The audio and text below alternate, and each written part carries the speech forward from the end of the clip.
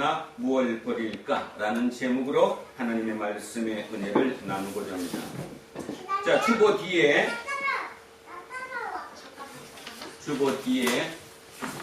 제가 이 시를 써 놨습니다. 자, 먼저 제가 읽고 한번 시작해 보겠습니다. 이현주, 이분은 목사이십니다. 유명하신 분이신데 이분은 동양사상에 정통한 철학자이며 또 목사이기도 합니다. 이현주 목사님이 쓰신 시 중에 한 편입니다. 우리는 서로 만나 무얼 버릴까? 바다 그리워 깊은 바다 그리워 남한강은 남으로 흐르고 북한강은 북에서 흐르다. 그러다가 두물머리 너른 들에서 남한강은 남을 버리고 북한강은 북을 버리고 두물머리 너른 들에서 한강 되어 흐르는데 아름다운 사람아 사랑하는 사람아 우리는 서로 만나 무얼 버릴까? 설레이는 두물머리 깊은 들에서 우리는 서로 만나 무얼 버릴까? 바다 그리워 푸른 바다 그리워 우리는 서로 만나 무얼 버릴까? 철학자답죠? 철학자다운 것 같습니다.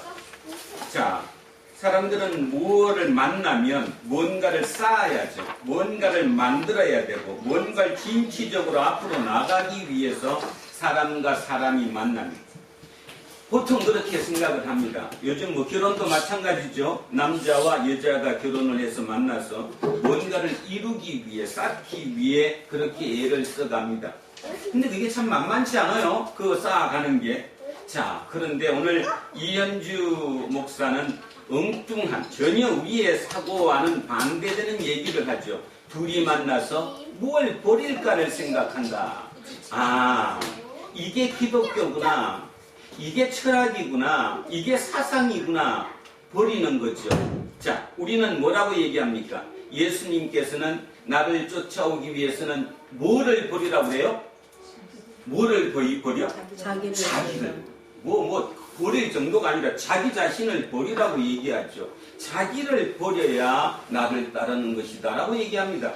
우리는 이런 얘기를 그냥 피상적으로 들어요.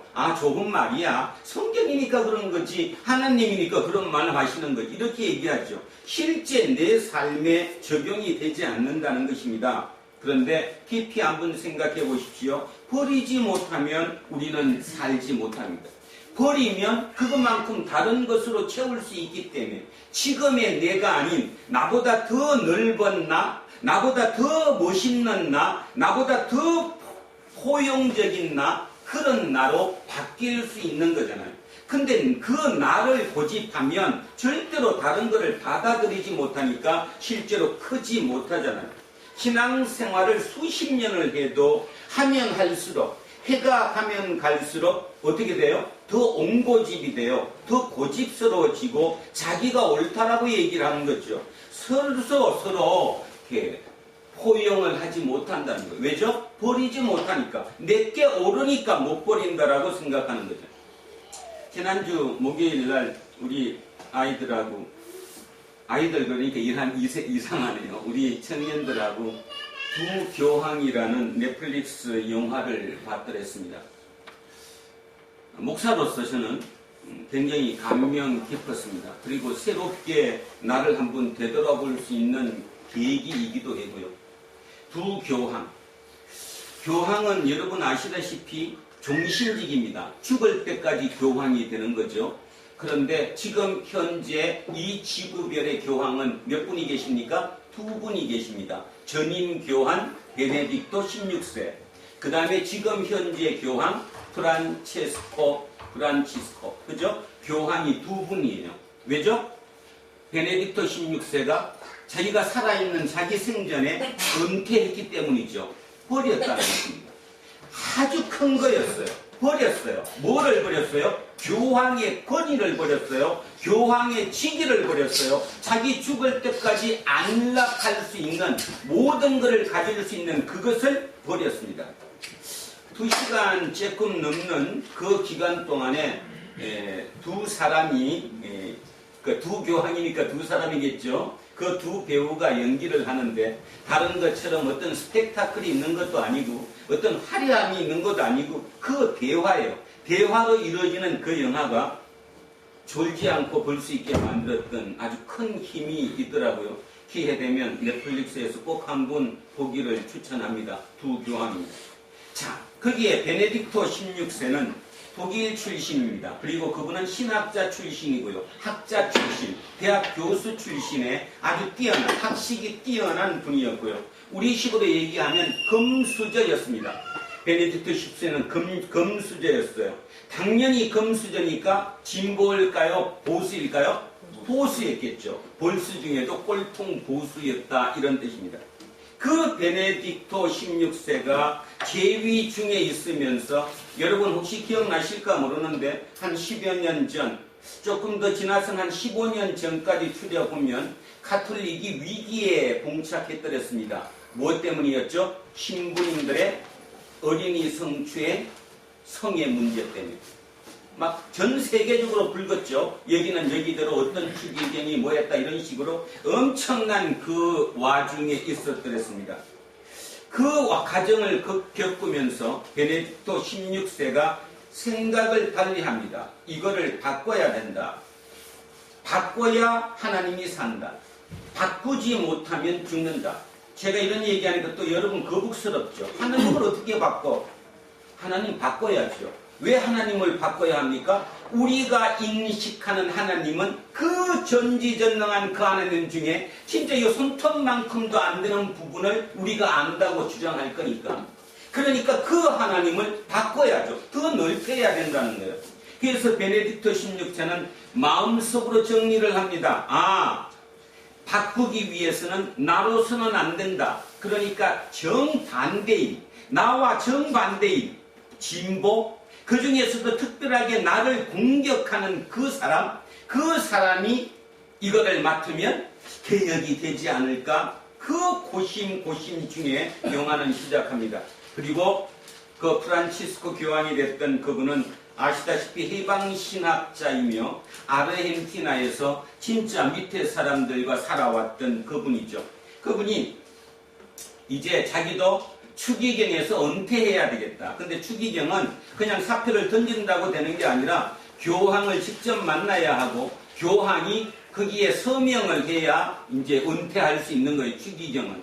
그래서 그분은 아르헨티나에서 이제 교황청으로 로마로 가기로 비행기 표를 끊어 놓습니다. 왜냐하면 내가 가서 이제 은퇴하려고. 그랬는데 그 와중에 표를 끊어 놓은 그 와중에 로마에서 편지가 하나 옵니다. 로마로 교황청으로 와 달라고. 그래서 이제 영화가 시작돼요. 그 두 분이 만나요. 현직 교황 베네딕토 16세와 부에노스 아이레스에서 온 아르헨티나의 추기경, 그 두 분이서 만나서 대화를 나누죠. 완전히 이분과 이분은 극과 극 반대쪽 진영이에요. 생각 자체 사고가 완전히 정반대예요. 제가 이렇게 지금 설교하면 여러분 중에는 아 저거 아닌데 할 수 있는 정반대의 성향을 가진 그분들이 대화 중에 마지막에 베네딕토가 이렇게 얘기합니다. 하나님의 응답을 받았다고.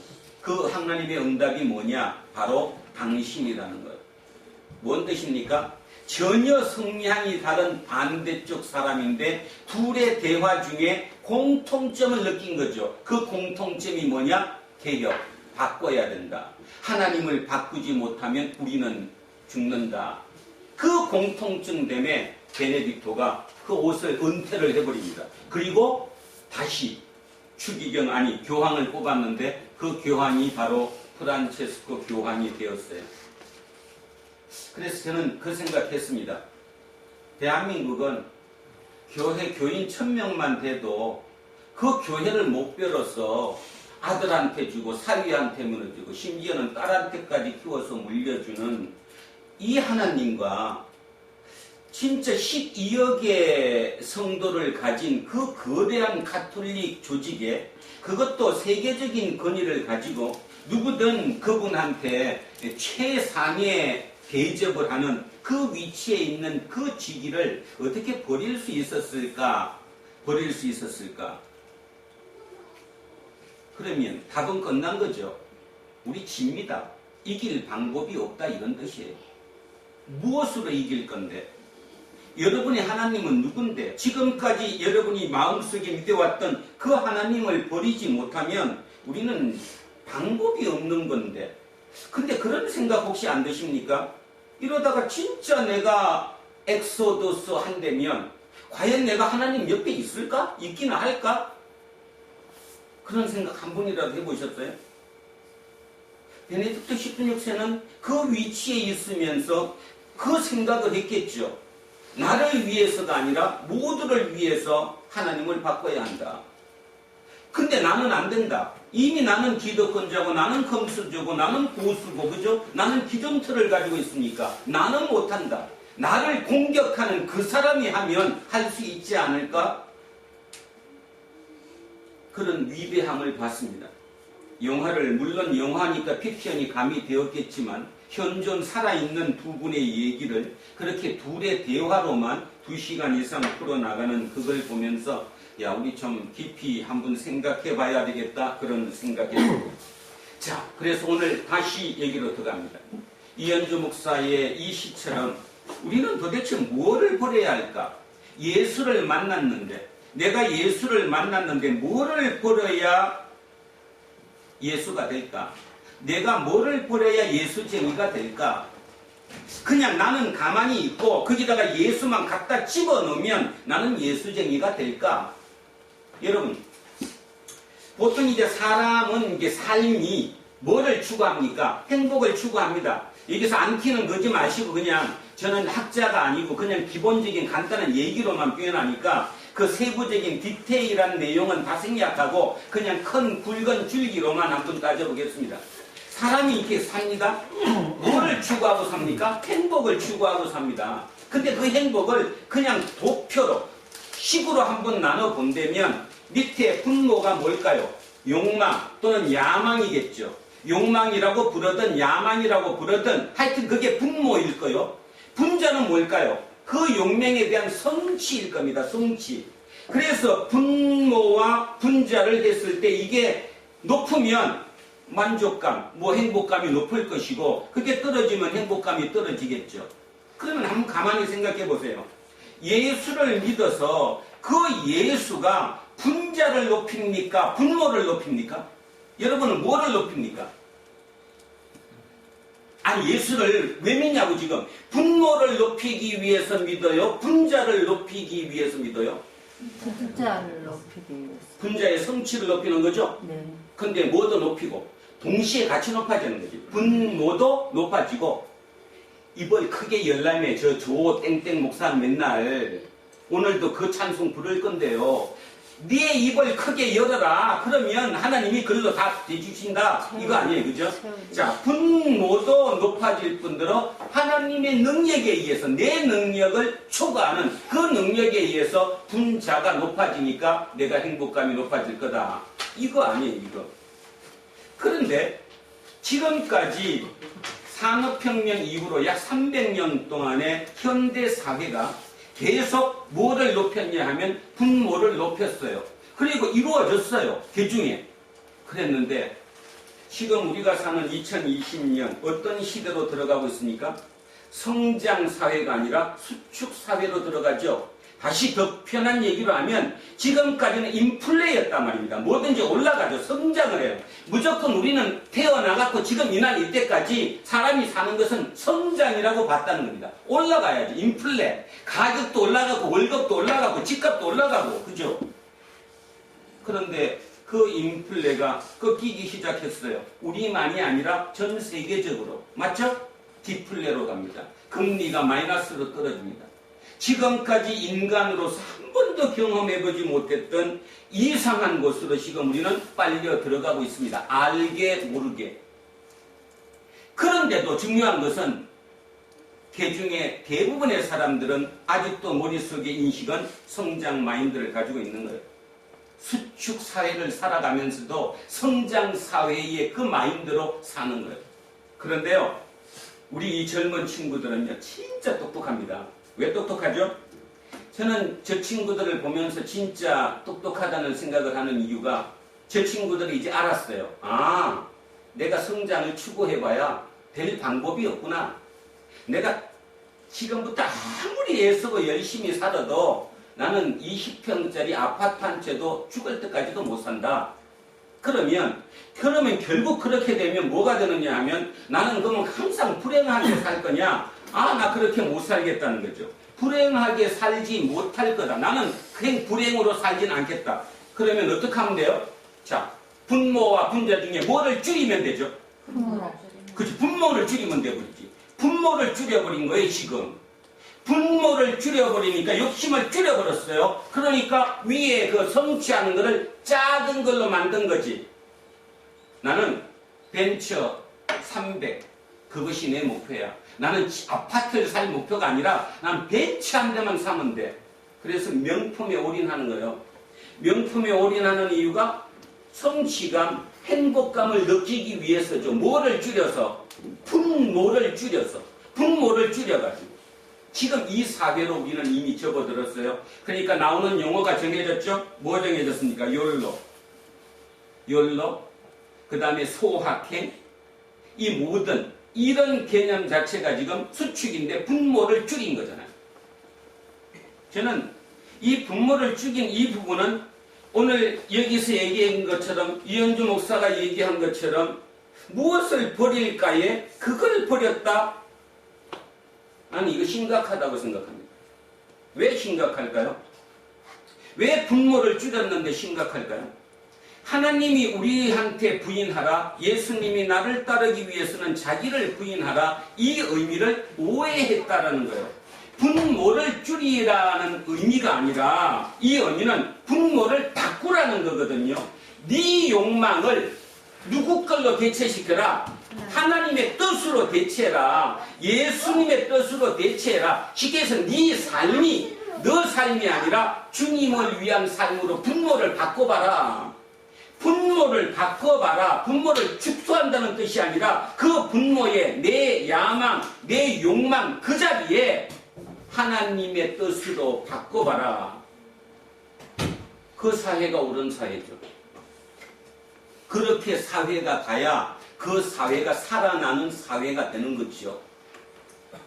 그런데 지금 우리는 수축사회에 들어와서 우리의 젊은 친구들은 이제 하나님은 더 멀어졌고요. 왜 멀어졌을까요? 옛날에 우리 부모님 세대는 기도 열심히 했더니 막 응답도 많이 받고 뭔가를 막 이루어줘갖고 하나님이 옆에 계시는 것처럼 느낌이라도 왔는데 지금은 뭐 전혀 느낌이 오지 않아요. 그러다 보니까 그냥 소확행이 좋고 욜로가 좋아요. 그러니까 그 마음으로 교회는 왜 오느냐? 교회 왜 옵니까? 믿어서 오는 게 아니라 엄마 아빠가 가니까. 그냥 그거를 보통 우리에서 모태신앙이라고 얘기하니까 그냥 나도 한번 가보는 거예요. 저는 두 교황 보면서 우리의 유리한 점, 개신교가 카톨릭보다 유리한 점이 뭘까? 개교회주의입니다. 카톨릭은 개교회 중심이 아니죠. 교황을 중심으로 한 이 피라미드 형태로 있는 거지만 우리 개신교회는 개교회 위주예요. 이 것을 장점으로 바꿔서 각 교회별로 진짜 작은 인원끼리 그 공동체를 이루며 하나님의 뜻이 분명히 무엇인가를 그 분모를 우리가 완전히 새겨질 때까지 바꾸는 것이 우리의 목표다. 이런 생각을 제가 가져봤더랬습니다. 분모를 바꿔야 합니다. 분모를 바꿔야 하는 거지 분모를 버리는 것이 아니에요. 분모를 버리면 욜로고 소확행이고 클럽밖에 안 가요. 그냥 그걸로 만족하고 사는 거예요. 그리고 명품 하나만 있어도 그거에 그냥 만족하며 사는 거예요. 그래서 젊은 친구들이 그런 술 한잔 들어가고 대화하면 오직 그 얘기밖에 안 해요. 너 차 뭐냐? 너 차 뭔 차야? 그죠? 네가 입고 있는 옷이 어디 옷이야? 너 신발 브랜드가 뭐야? 이 정상적인 게 아니라는 거예요. 그래서 지금 갑자기 그런 사회에 살아가면서 우리가 예수를 아주 잘 믿고 기도 생활을 아주 열심히 한다고 해서 갑작스럽게 분자가 늘어나지 않습니다. 늘어나지 않아요. 그러니까 그걸 늘리기 위해서 그 예수를 잡지 말고 우리 하나님을 바꿉시다. 우리가 하나님을 바꾸지 못하면 우리는 진짜 죽습니다. 그런데 중요한 것은 진짜 죽는다는 의미, 육체가 지구에서 소멸돼서 없어진다 이런 의미가 아니라 실제로 내가 이 지구별을 떠나서 그죠? 떠났을 때 과연 그 내용은 내 영혼이 어디로 갈 것인가 한 번쯤은 우리가 깊이 생각해야 할 시점에 도달했다 이런 뜻입니다. 자, 그래서 오늘 그 생각을 하면서 나는 무엇을 버려야 할까를 한번 깊이 생각해 보겠습니다. 자, 분모를 열심히 야망을 늘려왔던 사도 바울. 어느 시점에 누구를 만났어요? 예수 그리스도를 만났습니다. 그리고 그 분모를 예수로 바꿨습니다. 그 예수로 바꾸는 게 얼마나 어려웠냐 하면 뭐라고 얘기합니까? 날마다 죽어야 됐고요. 그 예수를 분모를 바꾸기 위해서 내가 지금까지 세상에서 쌓아왔던 모든 스펙, 그 모든 스펙, 실력이든 뭐든 모든 좋은 조건들을 뭘로 얘기했다고요? 배설물로. 그냥 편한 말로 해요. 뭐 유식한 말로 써. 똥으로 얘기했다니까. 그걸 똥으로 얘기했어요. 누구를 알기 위해서? 예수를 알기 위해서. 그 말이 무슨 뜻이에요? 분모를 바꾸기 위해서. 분모를 예수로 바꾸기 위해서 내가 기존에 그 분모를 넓히기 위해서 해왔던 모든 조건적인 것들을 그냥 똥으로 얘기했대잖아요. 근데 그것이 쉬운 일이 아니었다는 거예요. 그렇게 만만한 일이 아니었다는 거예요. 그래서 날마다 해봐야 돼. 날마다 죽어야 했고 가만히 자기를 돌아보니까 자기는 죄인 중에 뭐였다고요? 우두머리 괴수였다고요. 그런 고백 속에 그 삶을 살아낸 거예요. 그 삶을 살아냈더니 그는 진정 하나님 우편에 함께하고 있는 것이고 하나님 우편에만 함께하고 있는 게 아니라 2000년이 지난 지금 전 세계 기독교 인구 얼마일까요? 23억. 그 23억의 마음속에 아직도 사도 바울은 살아있다는 것입니다. 깊이. 그런 생각. 자, 오늘도 보면 저도 저 개인적으로도 얘기하면 목사로서 제일 안타까운 게 뭐냐 하면 아무리 설교를 하고 뭐 별짓을 다 해도 사람이 안 바뀌잖아요. 그 안 바뀌는 걸 보면 가장 마음이 쓰리고 아프죠. 열도 받고. 그죠? 어떨 때는 아니 만약에 이게 저는 이제 강의를 하는 사람이니까 만약에 시험을 봐서 붙인다면 어떻게든 내가 붙이겠는데 시험을 봐서 붙이는 건 내가 충분히 하는데 사람을 바꿔서 버릴 수 있게는 못 만든다는 거죠. 그게 얼마나 안타까워요. 그죠? 그게. 그런데 예수님도 그러했던 것 같아요. 예수님도 제자가 달랑 12명이었지만 그 12명을 제대로 다 가르치지 못했어요. 그러다가 그 중에 몇 명은, 한 명은 결국 그 뭐를 못 바꿔서 분모를 바꾸지 못해서 나중에 자살로 마감하고 말죠. 가룟 유다처럼. 그러니 예수님이 얼마나 마음이 아팠겠습니까? 그 예수님의 아픈 마음으로 오늘 본문을 보시면 이해가 갈 것입니다. 자, 오늘 본문 한번 보겠습니다. 자, 예수님의 아픈 마음이에요. 그 마음을 생각하시면서 여기 보시기 바랍니다.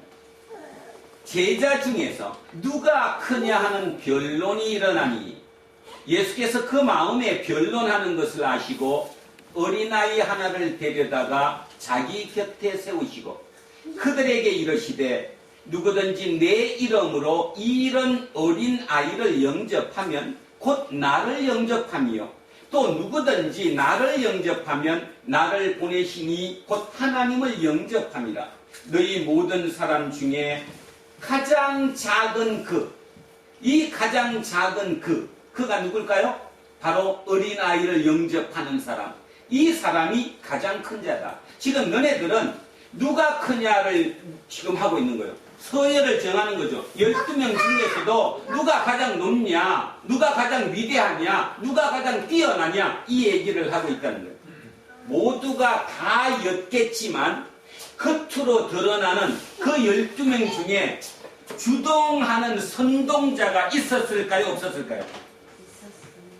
있었을까요? 없었을까요? 있어요. 있었겠죠. 지금 예수님은 그 얘기하는 거죠. 12명 제자 중에 어떤 놈인지는 직접 얘기는 못하지만 하여튼 한 놈 아니면 두 놈이 끊임없이 내가 더 뛰어나다, 내가 더 위대하다, 내가 더 크다, 내가 예수님의 진짜 제자다, 뭐 이렇게 가면서 나오는 거예요. 그 얘기를 들은 거죠. 그러니까 예수님은 뭐라고 얘기하느냐 하면 웃기지 마라.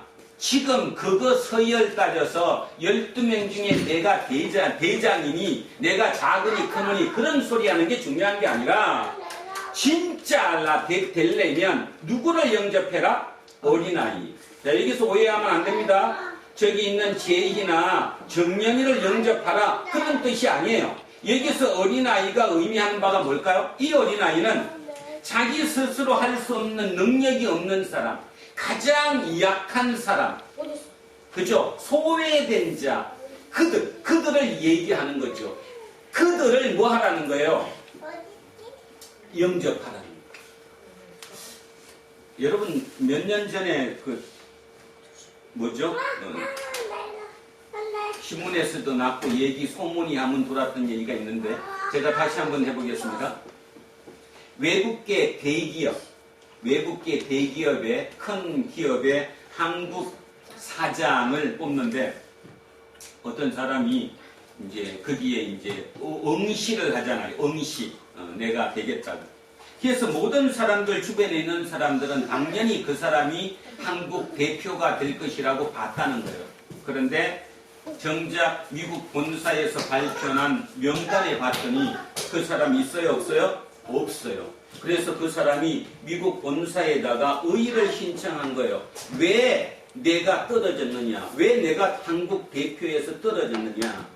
그랬더니 미국 본사에서 온 답에 뭐라고 나왔냐 하면 당신 면접 중에 우리가 물어본 것 중에 당신이 답 못한 거 있지 않냐 묻는 거죠. 그 답이 뭐였었냐 하면 면접할 때 답이 뭐였었냐 하면 당신 사무실에 있는 청소부, 미화원 그 아주머니 이름을 아느냐? 모릅니다. 그래서 당신은 안 된다. 그 얘기가 한때 이제 우리 그 얘기에 많이 와전되고 그 생각을 많이 가지게 된 적이 있었죠. 우리랑 사고가 틀리죠. 우리는 능력만 뛰어나면 능력이 뛰어난 사람이 그 윗자리를 차지한다. 이렇게 봐온 게 대한민국의 기존적인 방법이었었는데 그 외국계 대기업은 그걸로 사람을 뽑는 게 아니라 뭘로 뽑은 거예요 지금? 그 사장이 될 사람이면 적어도 거기에 종사하는 가장 낮은 자, 가장 우리가 약자라고 보는 사람, 가장 무시당하는 사람, 그 청소하는 아줌마, 그 아줌마 이름 아냐 이 말이에요. 그 아줌마 이름을 알 정도면 당신은 리더로서 자격이 있지만 그게 없다면 당신은 그 자격이 없는 사람이라고 본 거죠. 그래서 뭐 여러 곳에서 그 얘기가 많이 돌아댔습니다. 그래서 제가 그 생각이 떠올랐습니다. 이걸 이러면서 예수님도 지금 그 얘기하는 거예요. 나를 영접하려고, 나한테 잘 보이려고, 나한테 폼 잡으려고, 나한테 충성하려고 애쓰지 말고 나한테 충성하는 그 방법의 시작은 어디냐? 가장 약자, 가장 힘든 자, 가장 무시당하는 자, 그를 진정으로 품어줘라. 그렇게 품는 그것이 누구를 영접하는 거다? 나를 영접하는 거다. 그런데 그게 나만 영접하는 게 아니라 그것을 영접하면 나를 영접하는 것은 곧 하나님을 영접하는 것이다. 뭐를 버려야 가능할까요? 여러분은 어떻습니까? 진짜 자기 직장에 나가서 그 가장 힘드신 아주머니 날마다 눈으로라도 인사하십니까? 아니면 소리내어 한 번쯤 인사하시냐고? 아니면 그냥 옆으로 쓱 지나가고 맙니까? 나랑은 관계없는 분이니까, 그죠? 따뜻한 커피 한 잔 사서 드려보신 적 있나요? 없잖아. 이번에 뭐예요, 저거? 이거 마스크, 그 다음에 세정제, 뭐 이런 게 불티나게 막 수요가 많아지니까 유통하시는 분이 지금도 메뚜기도 한철이니까 지금 벌어야 한다고. 안집사님 얼마짜리 얼마였다고 그랬죠? 뭐 3만 얼마짜리가 얼마? 2,000원짜리 140만 원. 2,000원짜리가 140만 그러면 지금 여러분들은 그 얘기를 들으면서 2,000원짜리를 140만 원 받았다니까 별 미친놈 다 있네 그럴지 몰라도 여러분도 그 자리에 있었으면 그게 능력이 뛰어난 거거든요. 아니 2,000원짜리를 140만 원에 팔 수 있으면 능력이 뛰어난 사람이지.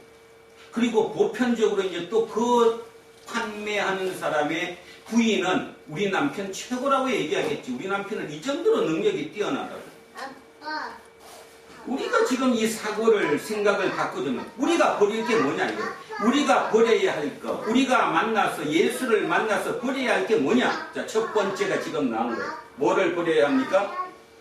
내 교만함을 버려야 합니다. 내 폼 잡는 것을 버려야 합니다. 내 과시되는 것을 버려야 돼요. 그래서 가장 낮은 자를 내가 품을 수 있어야 된다는 거예요. 지금 그 얘기를 하는 겁니다. 예수님의 첫 번째입니다. 자, 누가 크냐고 싸우는데 이 사람이 누굴까요? 자, 요 49절 하기 전에 여기서 지금 누가 크냐고 싸웠던 주동자 진범이 누굴까요? 요한이요? 누구죠? 베드로. 아니에요, 베드로. 베드로는 성질은 좀 가지만 유다? 지가 그런 스타일은 아니에요, 베드로는. 유다? 용감한 형제인데, 형제. 요한과 안- 야고보죠. 야고보. 요한과 야고보. 야고보가 요한 형이라는 거 아세요? 네. 요한이 동생이고 야고보가 형이에요. 그리고 또 최근에 들어와서 많은 학자들이 연구 결과를 보면 이 요한과 야고보가 어머니가 누구지? 엄마. 아빠는 세베대야. 엄마가 누구예요? 살로메. 살로메는 누구의 마리아의 자매인데? 마리아. 마리아의 자매. 그러면 뭔 말이에요? 예수님과 이종사촌간이에요. 예수님과 이종사촌. 그래서 마가복음에 보면 이런 거 나오죠? 그 살로메가 예수님한테 부탁하죠. 당신이 나중에 왕위에 올라가면 오른편에 왼편에 우리 요한이하고 누구하고? 야고보를 잡아달라. 쉽게 말해서 치맛바람 있죠. 엄마를 통해서도 높아지고 싶었던 굉장히 이 명예욕이 강했던 그리고 성격이 또 불같았죠. 성격이 격했어요. 격했다고. 격하다는 말 알죠? 막 그냥 막 이렇게 막 되던 격했던 사람. 그 형제. 그래서 예수님은 그들에게 별명으로 뭐라고 불러줬는데 뭐라고 그랬어요? 우리의 아들. 우리의 아들 그러니까 우리 애들은 잘 몰라요. 우리 애가 우리라고 안 하니까. 요즘 뭐라고 그러죠 그거? 천둥 친다고 그러죠?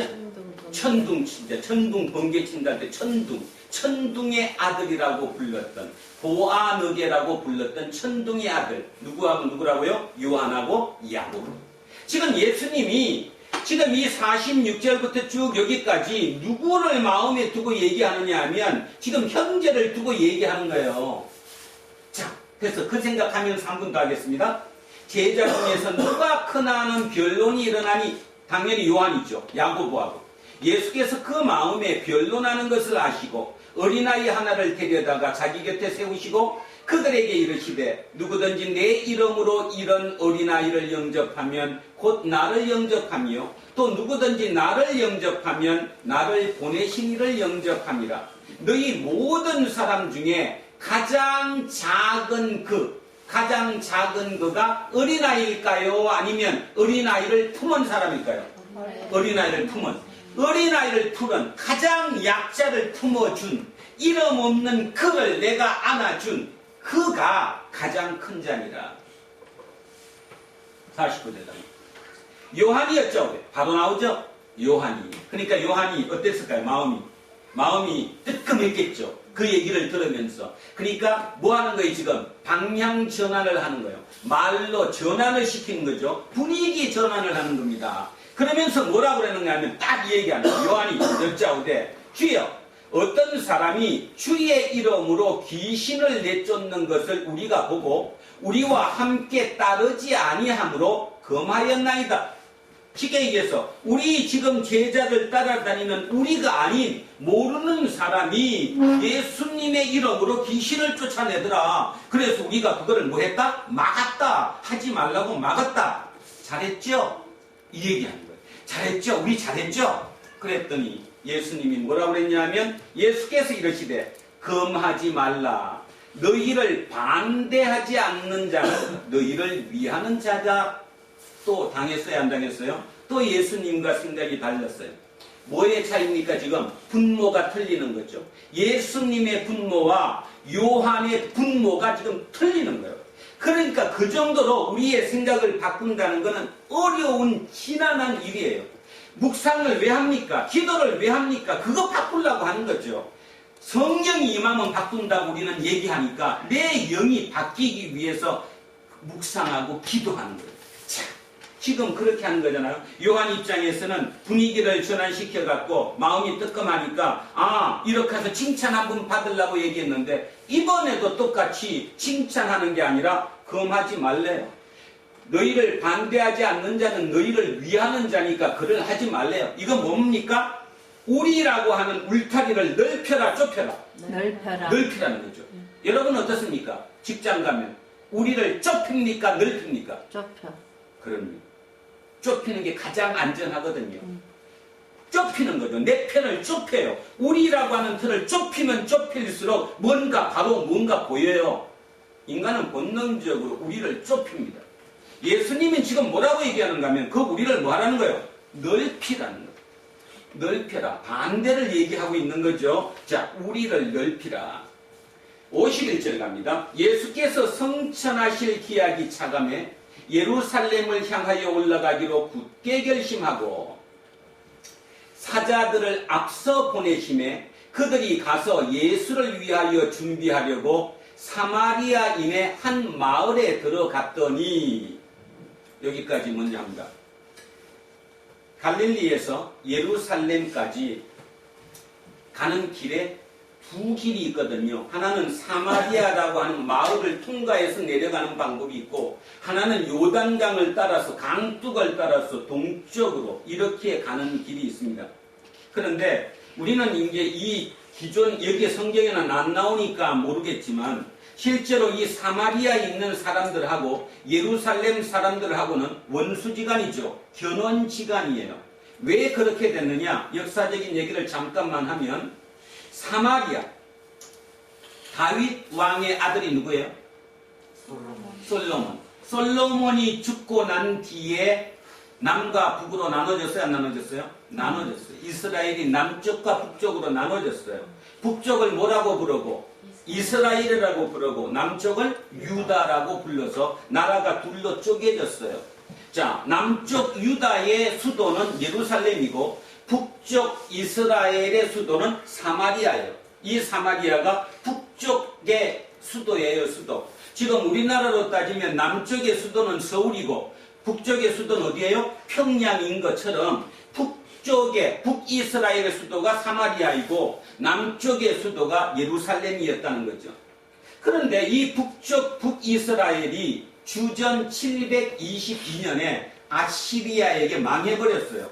722년에 망했다고요. 그러니까 아시리아의 정체가 뭐였냐 하면 이쪽에 있는 사마리아에 있던 이 북이스라엘 사람들을 포로로 잡아가고 거꾸로 아시리아에 있던 사람들을 이쪽으로 이주를 시켰어요. 뭐를 한 겁니까? 민족을 바꿔치기 해버린 거죠. 사람을 바꿔치기 했어요.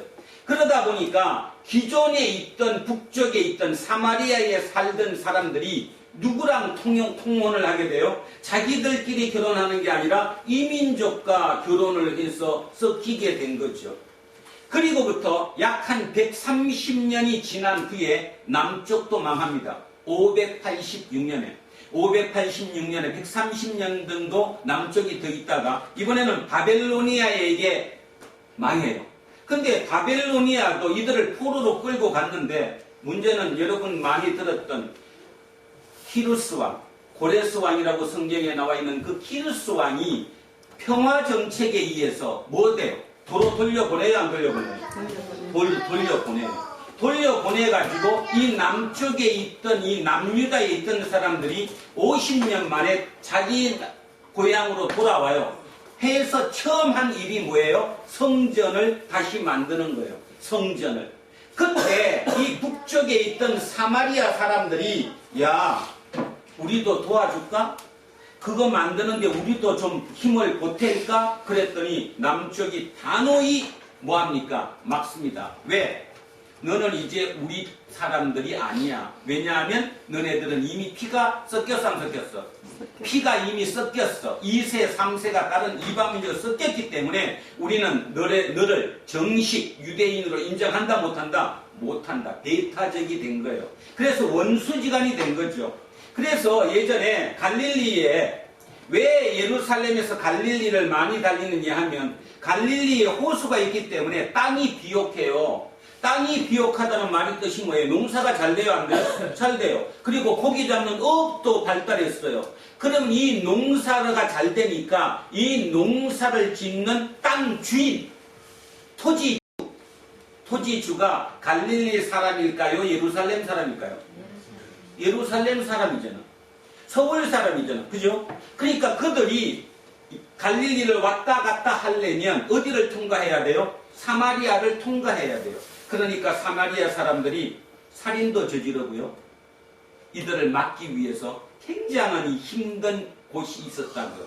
자, 그래서 대부분의 사람들은 갈릴리에서 사마리아를 통과하지 않고 이쪽 동쪽에 있는 요단강의 그 뚝을 돌아서 이렇게 예루살렘을 댕겼는데 오늘 예수님은 어디를 통과하겠다는 거예요, 지금?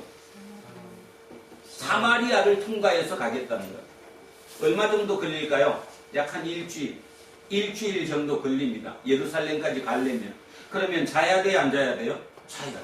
숙식을 해야 돼요. 그래서 예수님이 미리 사자들을 보내가지고 그들이 가서 예수를 위하여 준비하려고 사마리아인의 한 마을에 들어갔다 이런 뜻이에요. 예수께서 예루살렘을 향하여 가시기 때문에 그들이 받아들이지 않느냐는지라. 뭔 말이에요? 사마리아에 있는 이 마을 주민들이 예수가 어디 간다고 얘기하니까 예루살렘으로 간다고 하니까 우리는 너를 받을 수 있다 없다? 없다라고 하는 거죠. 그러니까 누가 열받았냐 하면 야고보하고 요한, 우레의 아들, 천둥의 아들 이 두 사람이 열을 받은 거죠. 그러니까 뭐라 그럽니까? 이를 보고 이르되 주여 우리가 불을 명하여 하늘로부터 내려 저들을 멸하라 하기를 원하시나이까? 자, 55절. 예수께서 돌아보시며 꾸짖으시고 함께 다른 마을로 가시니라. 그러니까 여기서는 잘 이해가 안 가시죠? 요거를 킹 제임스 버전으로 자, 버전을 바꿔서 다시 한번 보겠습니다. 킹 제임스 버전은 이렇게 되어 있습니다. 잘 읽습니다. 54절. 그분이 제자 야고보와 요한이 이것을 보고 이르되 주여 엘리야가 행한 것 같이 불이 하늘에서 내려와 저들을 멸하도록 우리가 명령하기를 원하시나이까 하거늘. 자, 뭔 말이에요? 엘리야가 행한 것 같이 하늘에서 불이 내려가지고 그 누구 마을? 사마리아의 그 마을, 우리를 지금 거부했던 그 마을을 뭐 할까요? 불태울까요? 불태워서 죽일까요? 이 얘기를 하는 거예요. 그러면 이제 우리는 여기에 전제가 필요하죠. 엘리야가 행했다는 이 말이 뭘까? 엘리야가 선지자인 건 알죠? 이 엘리야 선지자가 아하시아 왕과 대립 관계에 있었어요. 그러니까 왕이 이 엘리야를 죽이기 위해서 50명의 군대를 보냈어요. 여러분 50명의 군대를 뭐라고 불러요? 50부장. 50부라고 그러죠? 100명이면 뭐라고 그러고? 100부장. 그래서 50부장, 50명을 보냈어요. 그러니까 엘리야가 겁나요? 안 나요? 겁나죠. 이렇게 얘기하는 겁니다. 내가 진짜 선지자라면 하늘로부터 하느님께서 불을 내려가지고 너네 50명 태워 죽일 거다. 자, 한번 가보겠습니다. 열왕기하 1장입니다. 제가 열왕기하 1장 몇 쪽이냐면 560쪽쯤 되겠네요. 560쪽 아니면 561쪽 그 정도로 한번 보시기 바랍니다. 자, 구약성서 560쪽 정도를 한번 보시면 열왕기하 1장이 있습니다. 자, 10절을 제가 한번 읽어보겠습니다. 560쪽 정도 됩니다. 자, 찾으신 분은 같이 한번 읽습니다. 시작!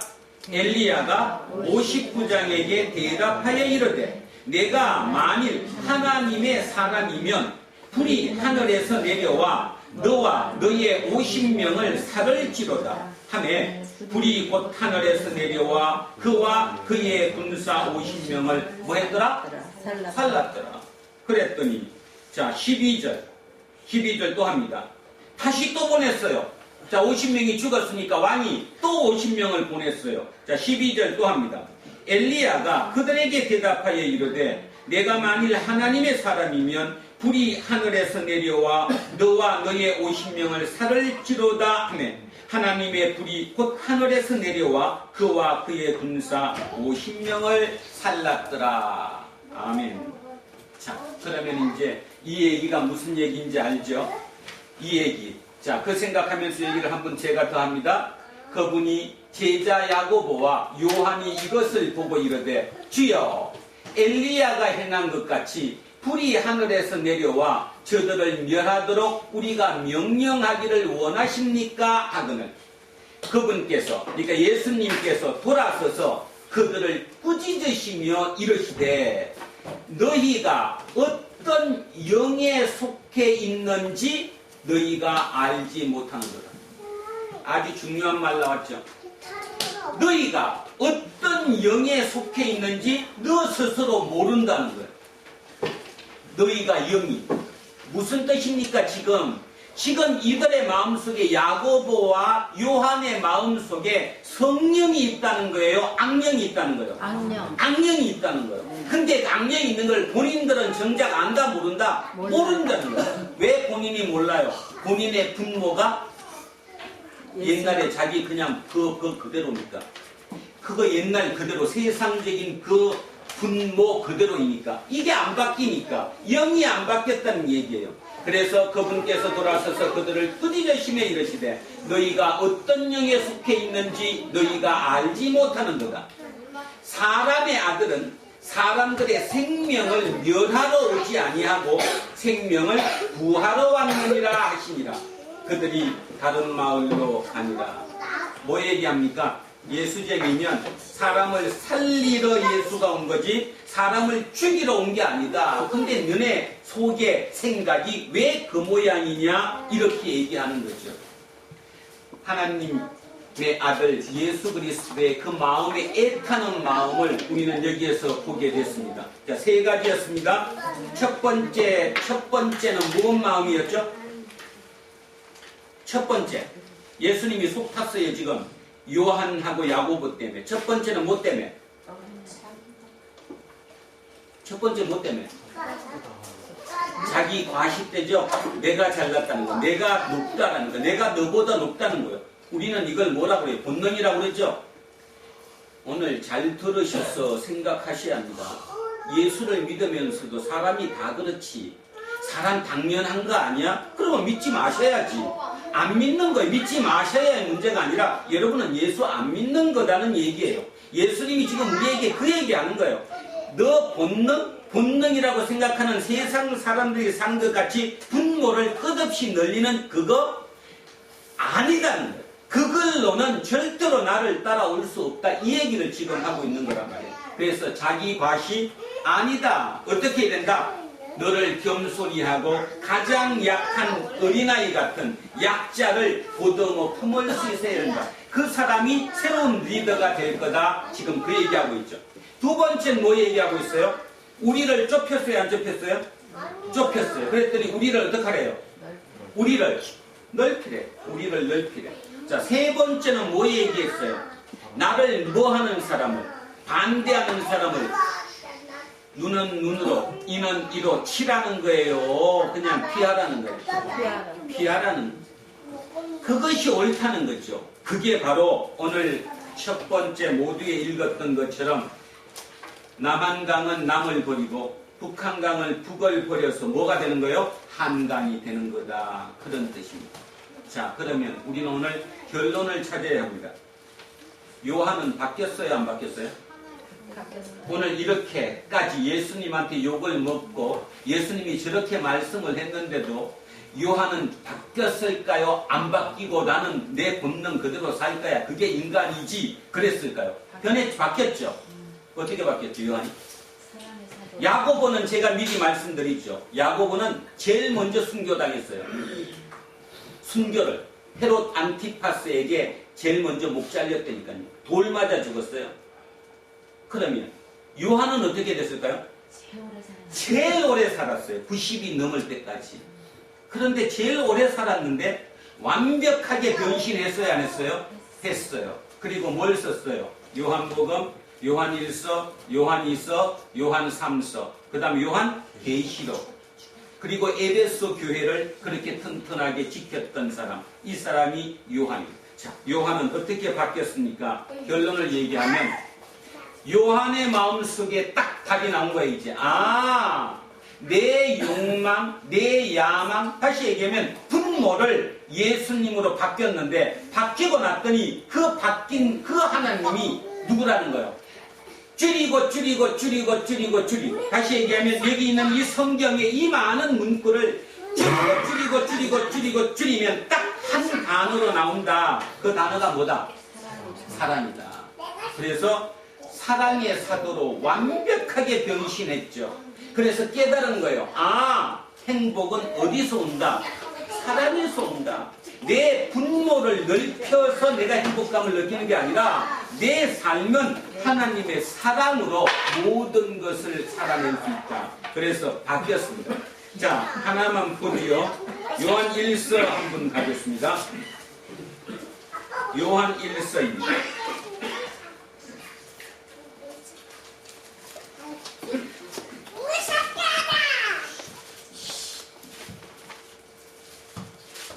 자, 요한 1서 4장 7절 8절 한번 보겠습니다.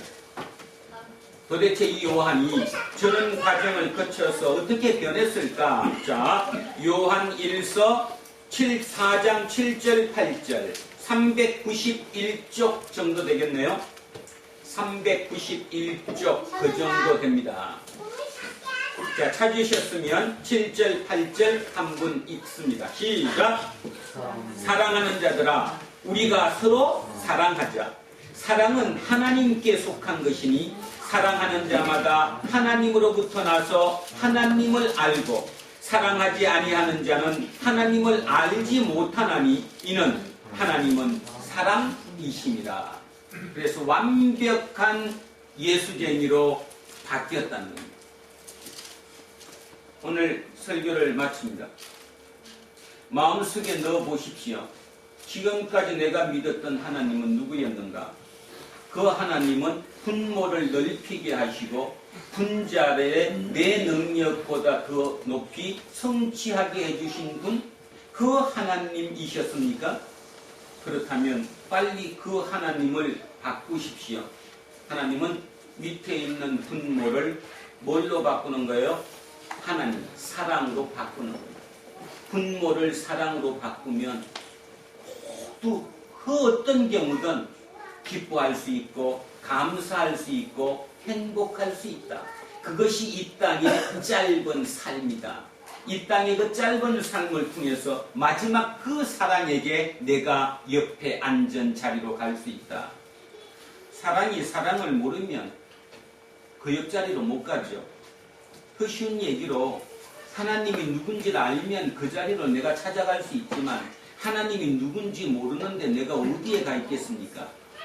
오늘 아까 여기 55절에 얘기했던 것처럼 그 야고보와 요한이 엘리야처럼 불을 명해서 이 사람들을 태워 죽일까요? 그 얘기했을 때 얼마나 속에서 불이 났겠어요. 왜냐하면 이제 예수님은 마지막을 향해서 가는데, 그랬다면 지금 최소한 약 3년 가까이 도제식으로 이 제자들을 훈련시켰는데 이 제자들은 전혀 바뀌지 않았어요.